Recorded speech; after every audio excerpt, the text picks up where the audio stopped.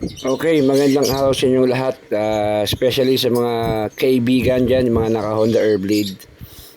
Share ko lang yung experience ko. Last time bumiyahe kami ng Pangasinan.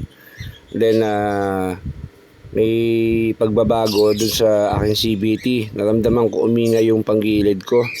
So, nung binuksan, sabi ko, bakit kaya maingay? So, na-check nga sa bandang torque drive. Ayun, tinry ko magpalit ng belt, pero nandun pa rin hanggang sa humingi tayo ng mga opinion sa mga kaibigan natin. Ayun, nalaman na ang issue ng Honda is yung stick bearing. So, panoorin nyo lang to, guys.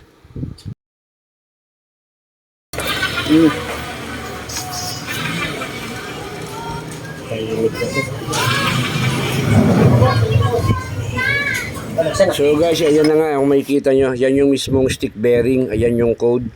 Sa mga makaka-encounter sa inyo, yan lang yun. And final touch, ayan na, pinalitan na ng bago yung stick bearing. And pakinggan nyo, nawala na yung ingay. Ayan, nawala na yung ingay, oh. Wala nang ingay, pre. Wala na yung ingay. Ang sinasabi ko, katapat lang pala, 1.6. Tapos Taka na, once hindi naman yun ang pinagawa natin, eh, no? Hindi pa kasama yung bearing. Kaya na nga, nagtawa na kami ng tropa kasi 1.6 daw.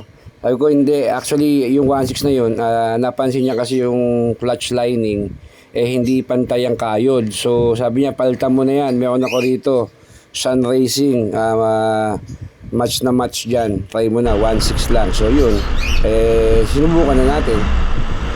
Kaya na, nirat-rat na uli natin para matesting natin. Ayan, may angkas pa ako niyan guys ha.